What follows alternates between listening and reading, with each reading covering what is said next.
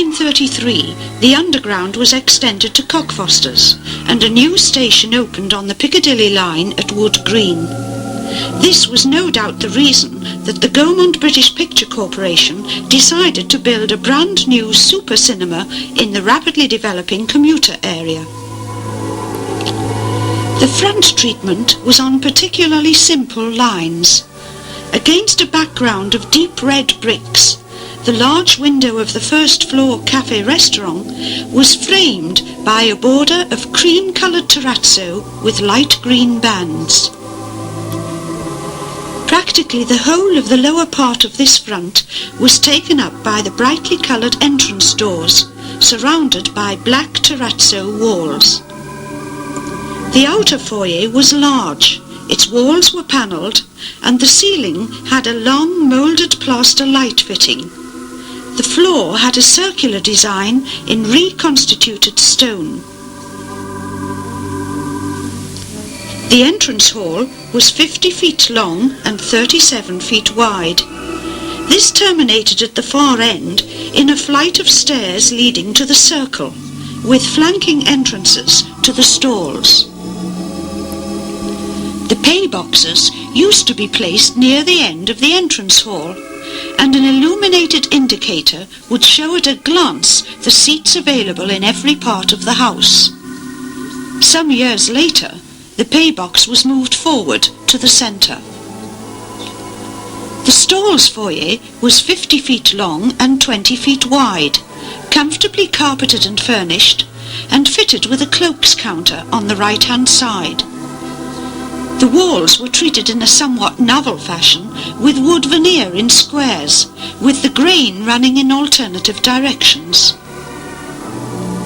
The circle foyer was immediately above the stalls foyer and was approached directly from the main and other staircases. It was both spacious and inviting. The ceiling and walls were treated in soft tones of champagne and brightened with illuminated mirrors. The Gaumont Palace seated 2,550.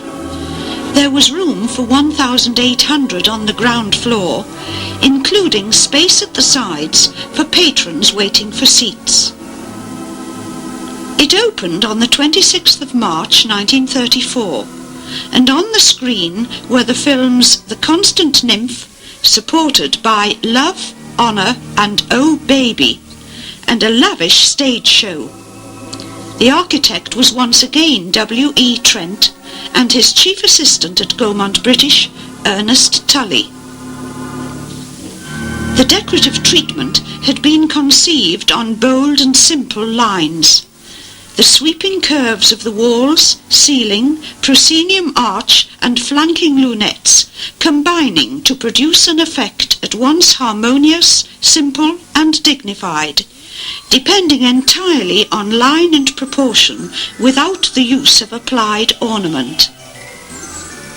The use of colour had been confined to graduated tones of warm beige, relieved very sparingly with blue-green and silver. Light horizontal lines on the walls had been interrupted only to provide a framed background for the light fittings. Concealed lighting added colour to the walls, and there were at first large light fittings suspended from the ceiling. The proscenium arch was built in the form of a half circle, reminiscent of the newly opened Radio City Music Hall in New York, and measured nearly 60 feet across and 40 feet at the highest arc. The stage was 80 feet wide by 30 feet deep, the grid 70 feet above the stage. A large scene dock, property, dressing and rehearsal rooms meant that the Gaumont was equipped for any form of stage entertainment.